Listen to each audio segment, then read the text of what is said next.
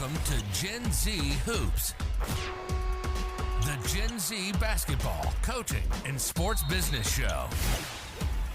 On this podcast, you'll learn from professional players, coaches, and executives from all over the world and see the court in a brand new way.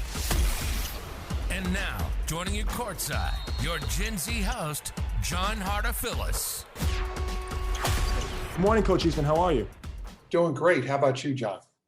Doing awesome. Super excited to have you on. I remember when I got the message from you, I was so excited to talk to someone that's just done so much, whether it's in the coaching game, with speaking. You've really just inspired me. Preparing for this interview and watching what you've done, really inspired me. So thank you so much.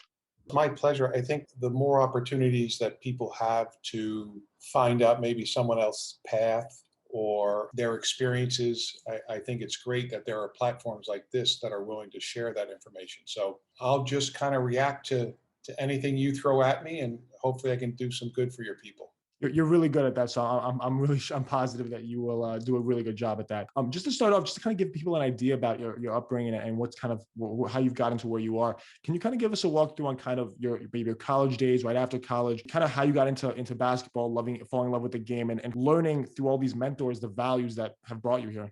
Yeah, well, there's so many things involved in that particular question. I think the first thing that comes front of mind is that mentors and learning can come from people beyond just those you know. So I encourage people that are listening to read more, to go and research YouTubes on people that have maybe given talks in areas that are important to you. But for me, my upbringing was simply, I grew up in South Jersey, just outside of Philadelphia, went to the University of Richmond in Virginia to college, was able to get a scholarship to the University of Richmond, was able to compete, obviously, at the collegiate level, and then had a good career there, learned a lot about myself, and then had an opportunity to get into coaching at the University of Richmond in a position of what they called back then a graduate coach, where you actually had to go to grad school. So I thought, oh man, I thought I was done learning in the classroom, but in order to get into something that I loved, I had to become a graduate assistant. So was able to do that. It allowed me to do something that I was very passionate about, and that was help a player get to a level that maybe they didn't believe they could get to, or thought it was too much work and they didn't want to push themselves to get to that level. So that just parlayed into my personal philosophy of just be as good as you can be at where you are. The doing it right gods will take care of you, right? So in a really fast nutshell, that's my life. It's awesome to think about that and all those the values that you learned through all those different steps. These are experiences obviously that changed you and have helped you change so many other lives. I'm curious, this is kind of a strong question to start off with. I'm curious, how do you define success through all these different avenues, all these different things? It's a question that people get asked in job interviews all the time. I'm curious to see what, through all your experience, you think of that question. Well, I think success is personal to who you are and your path in life. But to me, in its essence, I think we all have a capability gap. Maybe the things that we have accomplished to this point in our lives versus the things that are inside of us that we are capable of still achieving. And as we fill that capability gap, that to me is becoming successful, because it's getting the most out of yourself. I have a personal philosophy that I lived with for quite some time. And it goes like this.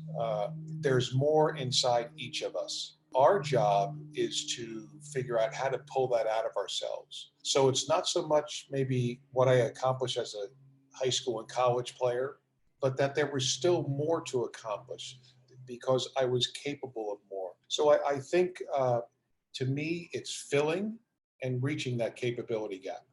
And then you always talk about, I've read so many quotes of you, so many influential quotes talking about the value of truth and why that's so important to you and why it's so important to effectively communicate and portray that message and be really honest with when talking to a player, a coworker, whoever it might be. What's the value of that word to you and how does it dictate how you live your life?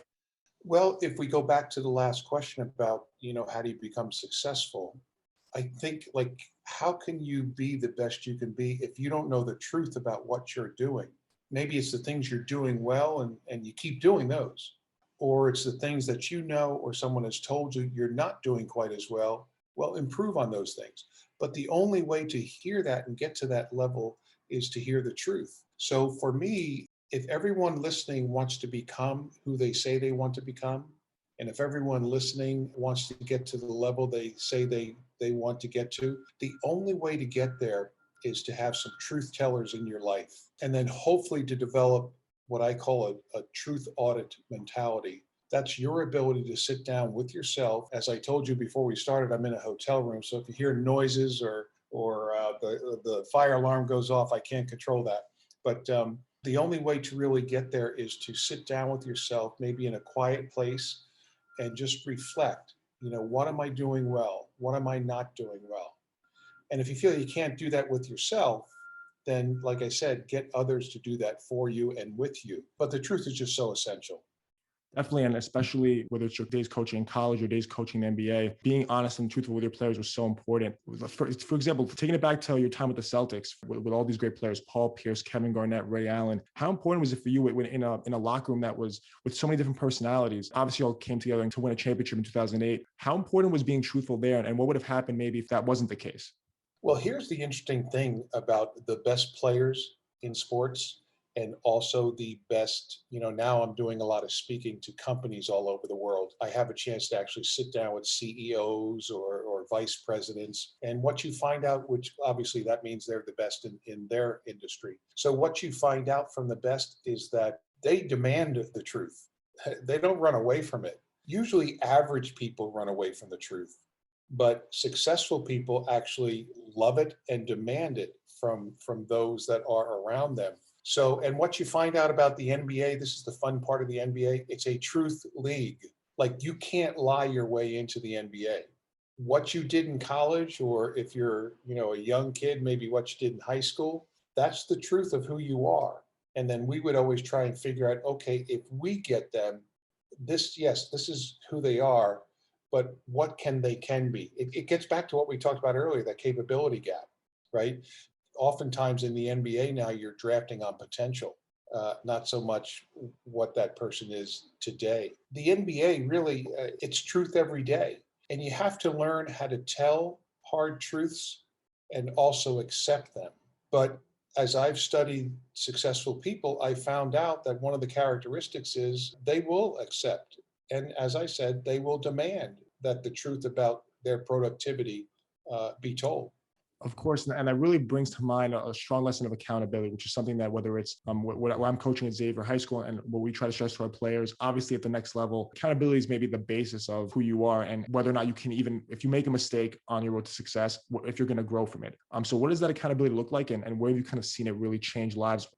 Accountability, first off, to me, is owning up to your mistakes, your failures, and your words. So, and the word that also I think has to be in the same sentence with the word accountability is responsibility. And responsibility is doing your job. Do your job. If your job is to be a point guard who passes the ball, then be the best at being a point guard who passes the ball. If your job is as a parent, one of your responsibilities is you do have to change diapers, right? Even though you don't want to. That's a responsibility of being a parent. You have to have hard, truthful conversations with your children. That's a responsibility of being a parent. You have to be responsible, but at the same time accountable. And accountability really is another way of saying to your teammates, hey, I'm going to come in and strive to be the best that I can be and to live up to my personal standards and the standards that the team has put on me and us each and every day, each and every practice, each and every game. And I commit to you that if I'm not doing that, I will be willing to own up to that and then take that next course of action, which is correcting it. But I'm going to need the truth to be told to me because sometimes I may not see it. And if I don't see it, then I can't hold myself accountable. So if you point it out, then I'll own up to it, and boom, then we're off to the races. It's so important to get off to the races and be on the same page to do that. Obviously, with that first championship team, it was very difficult. A lot of teams fail in one. When you put all that talent together, a lot of teams that we've seen recently haven't been able to get it done in the first year of that happening. And then we can go down the line of all these teams that have these big threes that just don't work out. You guys were able to get it done, and I'm curious, what did the preparation going into that season look like to make sure that you were there before you were there? Well, we had the big three But what all the guys on the team would tell you is we had the right 15, right? Which is every bit as important as having the big three. So by that, I mean there was a fit there. And we purposely went out and tried to fit that team based on the gaps that we felt we would have. If we had this mixture of players, what would our gaps be, right? So for us, the biggest part of the big three was that they were the example leaders. And we also caught them at the right time in their careers. They, when you're going into the league, into the NBA, first going into the NBA, so much of it, and rightfully so, has to be a little bit about you. Like, how can I stay in the league? How can I get my next contract? How can I provide for my family, etc.? So there is a part of a me mentality, especially early on in a career. But with the Kevin Garnetts and the Paul Pierces and the Ray Allens and the James Posies, they already had their cars. They already had their house. They already had their vacation house. They already had their bling, right? The only thing they didn't have and that their money could buy was an NBA championship. We'll take that back. James did, because he got one when he was with Miami. And actually, James Posey was crucial to us winning the title, because he was the only one who had done it as a player, outside of Danny Ainge, who was then our general manager, but on the team. So James really was the only one who knew what it truly took. All the rest of us thought we knew, we read about it, we watched it on interviews, but we didn't know for sure. And James put in, that daily work ethic mentality that you need to get to that level of success. Thinking about players, everyone kind of gets caught up in that big three, right? I'm curious, when you brought that up, it posed a question for me about Kendrick Perkins. Everyone kind of knows him now as the guy on TV that is hard on players and kind of that narrative. And especially younger people don't really remember back when he played. And you look at the stats and you see that he didn't score a lot, and you might think that he wasn't a very good player. But he did all the dirty work for you guys, and he played his role to perfection on that championship team. Yeah, I think if you talk about Perk, a lot of people will describe him, John, the way you just did. He did a lot of the dirty work. But what, like, our coaching staff and his teammates would tell you, they probably wouldn't use that term. They would say he did all the winning work. He did all the things that actually needed to be done that go into winning. And yes, I guess Perk is hard on people. I don't know, but he was hard on himself too. Each of his teammates were hard on each other. That's the truth part. But the truth, let me get back to that. The truth isn't always a negative thing. Truth can be, hey, you're doing an unbelievable job at this. Keep doing that. Or, hey, Perk, teach our rookie what it takes to be a true defender in this league at the center position. The truths can be very positive as well. As a matter of fact, the biggest truth I think that Doc stated to any of our players that particular year we won it was the 4 words he said to Rajon Rondo at one point in front of the whole team in a team meeting. He said, "I believe in you." Maybe the 4 most powerful words a leader can say, a coach can say to those who are underneath them. Because if you know the leader believes in you, wow, that just fills you up with so much belief in yourself. And it gets you over the hump of maybe thinking, I can do this, instead of, I'm not sure if I can do this. Or worse yet, I can't do this, right? So, Perk was such a valuable player, but so too was Leon Poe. So too was PJ Brown rather.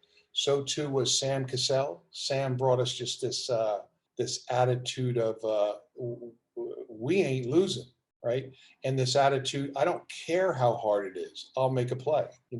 We had Eddie House, who brought to us incredible shooting off of the bench. We had Rajon Rondo, who, when Rondo was on the top of his game, he was terrific for us. Actually, single-handedly won Game 6, which allowed us to win the title in 2008. So that's why I say we never looked at it as the big three. Only the outside world did. We looked at it as the right 15.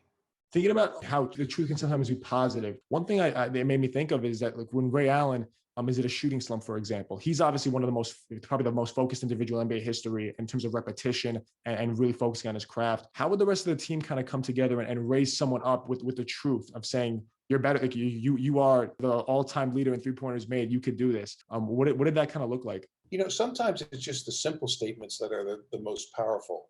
Ray might have missed 4 or 5 in a row, and Doc might say to him, Ray, if you don't take the 6th shot, I'm taking you out of the game. right? Usually you get taken out of the game for something negative you do. So what Doc was really saying to him was, I don't care that you missed 5 or 6. Shoot the 7th one because we believe in you. And we know that law of percentages, at some point you're going to get hot. Other statements that his teammates might have made to him, which are also equally powerful, are things like, do what you do, or that's what you do, or keep shooting, Ray, right?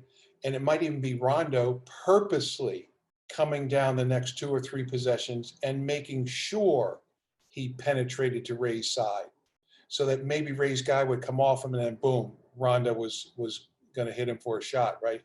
An open shot.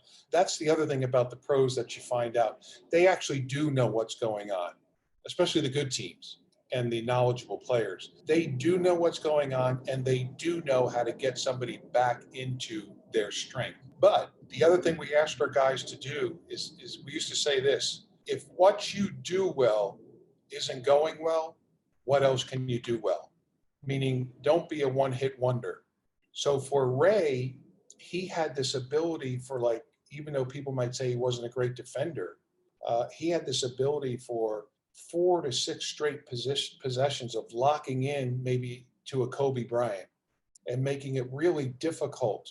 Say when we were playing them in the finals, making it really difficult to get high quality open shots. So that was an extra dimension that Ray brought above and beyond his shooting. It's so important to have that, and thinking about some of the what could take these guys over the top, right? You're not doing well in one thing, but you have the mental edge to refocus and say, okay, my shot's not falling. I could still, number one, take more shots because I have confidence in myself. And number two, I can lock into the defensive end. For other guys, it's rebounding. For other guys, it's making sure to maybe be vocal and get your teammates more involved. I'm curious when it comes to, everyone kind of always talks about the intensity of Kevin Garnett. And some people maybe that are a little, maybe more casual fans, maybe don't understand how important that was to a team's success. They might see it as more of a negative when in reality, it was such a driving force for a team like the Celtics team to win that championship. And it all kind of captivated with the whole anything is possible celebration. It was passion. It was just oozing uncontrollable passion. What did that kind of look like for him? And how was it like as a coaching staff kind of making sure that all of that was positive and built the rest of the team up? Yeah, well, first off, Kevin was probably the hardest person on himself of anyone I've ever been around. So sometimes the intensity was directed at himself, and we had to kind of tell him the same thing that we just talked about with Ray. Kev, just be who you are, right? Don't overthink it. So for Kevin, the intensity really was tremendously more positive intensity than any yelling. Sometimes Kevin might say a word that you don't say on Sunday, right? So that intensity was what made Kevin Garnett, right? He had to lock into that personal mindset that he needed to be his best out there. And it's just like anyone, each and every day, if we can lock in to who we are when we are at our best, that's an important trait to be able to bring into an office building, right? To be able to bring into a locker room, to be able to bring in to the game floor on game night. And Kevin had that unique ability. When you're a true team, you actually know who the best of someone is, what it looks like, what it sounds like, and you're willing to accept that. Like I said, we were a true team, so our guys were willing to accept that intensity, and it actually rubbed off and made a few of our players even more intense than they had been, or get their intensity level up to what it needed to be to become the winner. And winners they did become, and it's so incredible thinking about that team. We call it a championship team, but there's so many championship. The mindset behind that, and the players that built that up, the 15 players that built that up, is incredible to think about. Transitioning over to your career with the Clippers, I was thinking of all this stuff, all these values of truth, especially with Doc. That's such a big part of who he is and who the coaching staff around him is. In the light of the incident with Donald Sterling in 2014, what did that look like in terms of really building the team back up and showing everyone that the coaching staff that was still there and the organization that was still there was going to be incredibly truthful? And how did that kind of really bring that team closer together instead of drifting them apart? What happened there is it's the true definition of the fact that adversity can bring you closer together, and adversity reveals true character. Those two things were in play, at least my observation of them, that year through the Donald Sterling situation. What that whole situation allowed us to do was refocus on who we were and what we wanted to do, and then the intent of what we wanted to do. So our guys all decided that it was going to be a one voice situation, and that voice was going to be Doc Rivers, the coach. Then that freed up our players to concentrate on playing, even though that was difficult for them, because that was an international situation. People can go back and YouTube, at the time, President Obama was overseas. And one of the very first questions he got was, what is your reaction to what happened back home? Some of the racial inequalities that were brought out with how Donald Sterling does things, right? That shows you how important a time that was and how international that particular situation was. So for our guys, even though we were close, it brought them a little closer together, and it made them think back to why are we doing what we're doing? And once they decided this is why we're doing what we're doing, then they decided let's be the best at that. So as you recall, that first game, they wanted to do something so that the public knew that, look, this isn't right. And they debated back and forth amongst themselves, what should we do? They were getting suggestions from everywhere. But like Doc said, the most important thing we can do is do what's right for us. It was a tough time, but it was an educational time. Thinking about how positive values could kind of build that team and bring it closer together after everything that happened is incredible, because that's exactly what all these values that you always speak about and try to spread those positive values all can kind of do. So while you were with those Clippers, you also a little while later transitioned into being the VP of basketball operations, which with your coaching experience, that hadn't been something that you'd really looked into. What was that transition like for you in going into that career path and kind of bringing those values from the sideline up into the front office? Yeah, well, it was a unique time that called for a unique move, I guess, because it's not like I ever would be dreaming about becoming an executive for an NBA team, because I loved coaching. But it happened during that transition period from Donald Sterling to Steve Ballmer, because there was a void there. When Doc and I met, he kind of we talked out like, hey, I need somebody in that chair right now because the VP got let go too, right, during that Sterling situation. So I need somebody in there who can kind of drive the culture that I want. And you've been with me the longest. Myself and Armand Hill had been with Doc since the beginning in Boston. But I think you get it. So I'd like for you to sit in that chair for 1, maybe 2 years. And then once we get it going, or we balance some things with our ownership, then you come back to coaching. So I did it for that reason. When you're with a sports team, everybody thinks, well, when you're coaching players, it's different than when you're being an executive, and say, in my case, the vice president. And it really is not, because coaching is leading and leading is coaching. You have to be able to do both when you're, say, up at the higher levels of the hierarchy. So for me, it was just transferring the things that were important to get the team to function properly on the basketball court, and now making sure that we were all going in the same direction and functioning properly and executing our roles in the offices, on the carpets, right, of the office building. So that's kind of what I did. It's interesting to think about that transition period. And then going into what you're doing now as a speaker, did you ever speak before the last few years, or was this something that you kind of, from the coaching and front office, a lifestyle you've been living for so long, it was kind of the next chapter for you? Yeah, well, I always did clinics when I was coaching for, forever. So I'm very comfortable getting up in front of large groups. So I have no problem there. The key becomes you better have good content, or you'll never be back in front of large groups, right?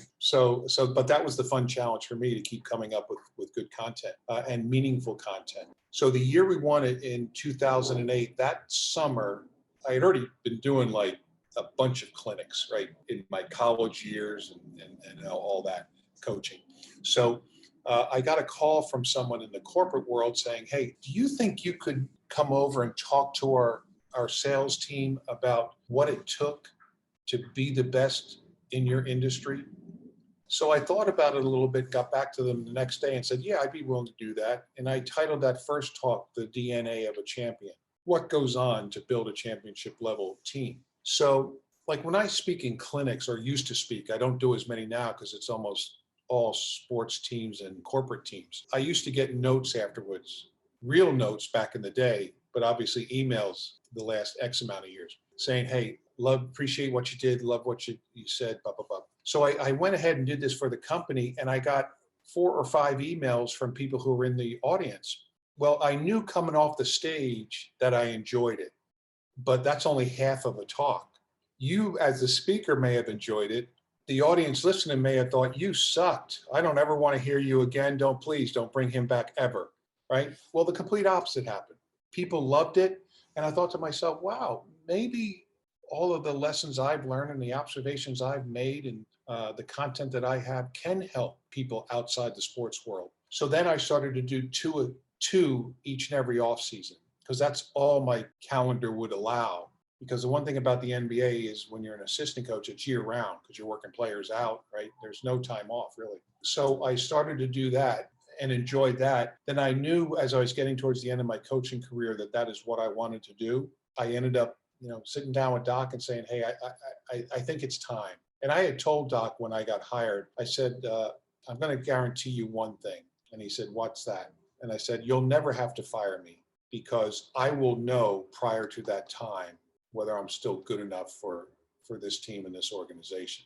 So don't worry about that. And I knew at that time it was time for somebody else to take my seat. I wanted somebody else younger than me to have the opportunity to sit in those seats that I sat in for 35 years and enjoy it just the way I did. So even though people thought I was crazy, I decided to do it. And now it's gotten to the point where probably doing 70 plus talks a year. So it's been fun.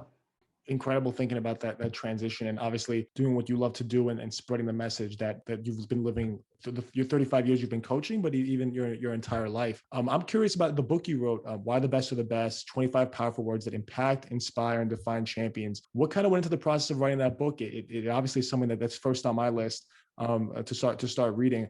What did that look like for you? I had thought about doing it for a while, and I kept talking about it around the house. And that my son and my wife would just roll their eyes. Oh yeah, here's dad again talking about writing a book that actually no ink has been used on it yet. Even to the point where I created a cover one day, and I went in and showed it to my wife, and she said, Kev, I'm not sure if you've read any books lately, but to be called a book, you actually have to have content inside the covers. So I thought, wow, first of all, I thought that's pretty good. Secondly, I thought, man, like punch. So that was my first year out of coaching, I think. But I was still doing consulting work for the Clippers and for Doc. So part of my consulting agreement was I had to be around the team for 1 week each month, right? So I could really observe it up close and personal. So I chose one of the weeks I chose was an Eastern road swing. I think it was New York, Brooklyn, maybe Washington and Charlotte. So for that 4 games in 7 nights trip, when you're an assistant coach, you're doing stuff all the time. When you're a consultant, you're not. There's a lot of part of your day where you're free when you're with the team. So I just sat down in the lobby of each hotel we were in and just started pecking away. And before I knew it, in about a 10-day period, I had probably 90% of the book written, first draft. You see, because I had written it for 35 years. Right? All that stuff going on in my head. So then the process, after I had the original manuscript, the tough part was I wanted to simplify it so that the concepts, the routines, the habits, the strategies that the best of the best used to become the best of the best, that they were transferable to the reader. And not only transferable, but that they were immediately insertable to the lives, careers, and jobs that those readers had. So that was the process. And the biggest thing was I actually just wanted to challenge myself to see if I could do it. So that checked that one off. That's a big bucket list item to check off. And it's something obviously that I would imagine was really rewarding for you finally seeing the publication process and all that stuff take off. And now you have your own book. And it's, of course, you got a really cool name, incredibly useful, and so direct in its purpose of really spreading that message. One of the things that I saw with your speaking thing is the whole What's the Challenge series and a lot of the work you're doing with these sports teams and the consulting work you're doing now. What does that all look like and where do you see that going? Well, the challenge series came into my head at the early stages of the pandemic because I knew coaches were not able to get face-to-face with their teams. And at that particular time, they had no idea when or even if they could. And then I started to think that it's happening in all sports. So I sat down and I said, okay, what have I learned that can apply to all sports? Because how to execute a crossover dribble has no impact on a female volleyball player, right? The college or professional football player doesn't really care either. So what could cross over to all sports and all athletes? And then I started to think most athletes do want to become as good as they possibly are capable of becoming. So what challenges are all the players that I was around, what do they put on themselves each and every day, each and every practice, each and every month, each of every year of their careers? What challenges did they personally put on themselves to get to that level? And then I came up with the 16 challenges, I think it is. Then the way I work out the challenge series is I put the challenge in front of the person, just like on a Zoom. It's a virtual challenge series. They can do it over 16 weeks, or they can put it all into 1 week, however they want to do it. So I present the challenge, like we already talked about one of them, the challenge of the truth. Like that's a hard challenge because a lot of people aren't willing to accept that challenge. Then I would break down what that challenge means. Then I would incorporate a story about an athlete that lives this challenge each and every day so that the athlete listening to it, they understood what that challenge was. They saw that someone else that they may have seen or looked up to did this when they were younger, and that's why they had a chance to get to where they are. So that's the challenge series, and it's taken off and being used by teams in all sports, really. Thinking about how especially the way you broke it down, thank you so much, because the understanding the thought process that goes through kind of how you set up all these, the way that you're able to spread these values is incredible. And Mr. Eastman, I just want to thank you so much for taking the time to come on today, because this was, in terms of, there's so many notes I took. I think one of the biggest things that my eyes kind of popped out was when you're talking about Kendrick Perkins and how he did the winning work, not the dirty work. That's a phrase that I wrote down, and I'm going to be using that with my players, because all coaches ever say dirty work, but that doesn't do it justice. The work isn't dirty; it's winning. So lessons like that, I'm definitely going to take with me, and I can't wait to see all these positive values lead to obviously championship level results. And I can't thank you enough. Thank you so much. No, the pleasure's mine, John. Keep it up, because you're providing a great service and platform for a lot of people out there. So all the best. Thanks for listening to Gen Z Hoops. Make sure to follow, like, and subscribe on Instagram, LinkedIn, and all major social media platforms at Gen Z Hoops. You can tune in and subscribe on Apple Podcasts, Spotify, YouTube, and every other podcast platform on the planet. Get ready for the next episode.